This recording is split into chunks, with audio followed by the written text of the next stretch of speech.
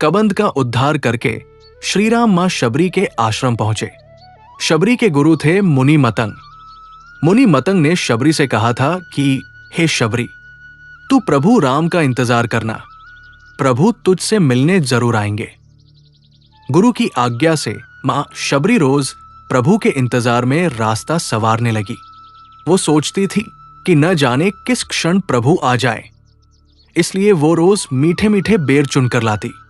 लंबे इंतजार के बाद एक दिन भगवान राम उनके घर आए।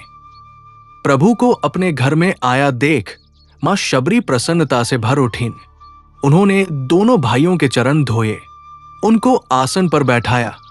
शबरी ने चकचक के मीठे मीठे बेर दोनों भाइयों को खिलाए। श्रीराम ने प्रेम पूर्वक मीठे बेर खाए, लेकिन लक्ष्मण ने उनको झूठा जानकर पीछे फेंक दिया। मां शबरी ने भगवान राम से पूछा कि हे प्रभु, मैं भील जाति की अत्यंत मंदबुद्धि स्त्री हूं, मैं किस प्रकार आपकी भक्ति करूं? प्रभु बोले कि हे भामिनी, अगर किसी मनुष्य के पास धन, मान, संतान, ताकत, परिवार, बुद्धि सब कुछ है, लेकिन भक्ति नहीं है, तो वो व्यक्ति ऐसा ही है जैसे बिना जल का बादल। भक्ति सब्जी में नमक के समान है। जिस प्रकार सब्जी में सभी प्रकार के मसाले डालें, लेकिन नमक न डालें, तो उसके सभी मसालों का स्वाद बेकार हो जाएगा। इसी प्रकार जीवन में मनुष्य के पास सब कुछ है, लेकिन सच्ची भक्ति नहीं है, तो उस जीवन में आनंद की अनुभूति नहीं हो सकती। प्रभु श्रीराम मां शबरी को 9 प्रकार की भक्ति बताते हैं। पहली भक्ति होती है संतों का सत्संग करना। दूसरी भक्ति होती है ईश्वर की कथाओं से प्रेम करना। तीसरी भक्ति होती है अहंकार को त्याग कर गुरु के चरणों की सेवा करना। चौथी भक्ति होती है प्रभु के गुणों का खूब गुणगान करना। पांचवी भक्ति होती है प्रभु में अटूट विश्वास रखना। छठी भक्ति होती है देखने की, खाने की, बोलने की, सुनने की और छूने की अपनी इच्छाओं को अपने वश में करना, अपने चरित्र को सुंदर बनाना और लगातार संतों के कार्यों में उनकी मदद करना।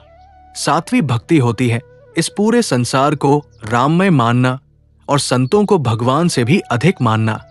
आठवीं भक्ति होती है जो कुछ मिल जाए उसमें संतोष करना और भूल कर भी दूसरे के दोषों को न देखना। नवीं भक्ति होती है सरलता से रहना, अर्थात छलकपट से दूर रहकर कार्य करना, किसी भी परिस्थिति में सुख या दुख का न होना। भगवान राम कहते हैं इन 9 प्रकार की भक्ति में जो किसी एक प्रकार की भक्ति भी करता है, मुझे वो अत्यंत प्रिय होता है। मैं उसके सभी कार्य सरल कर देता हूं। वो मेरे दर्शन पा जाता है। मेरे दर्शन पाने का फल यह है कि मनुष्य खुद को जान जाता है।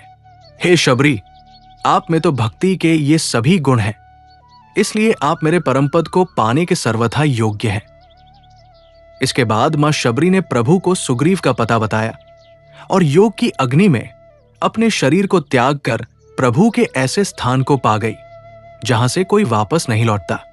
बच्चों, आज हमने सीखा कि सच्चा गुरु हमारे मन को सांसारिक सुख सुविधाओं से प्रेम करना नहीं सिखाता, बल्कि वो हमारी आत्मा को सुंदर बनाना सिखाता है।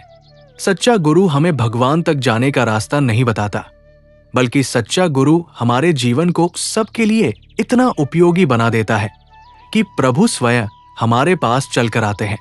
जैसे मां शबरी, भक्त प्रहलाद, भक्त ध्रुव, सदना कसाई, तुलसीदास जी के पास भगवान स्वयं चलकर आए।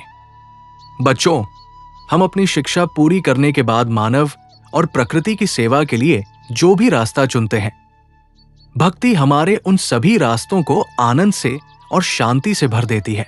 इन 9 प्रकार की भक्ति में से अगर हम कोई एक भक्ति भी चुन ले तो बाकी 8 भक्ति अपने आप सफल होने लगती है और हमारा जीवन आनंद और खुशियों से अपने आप भरने लगता है।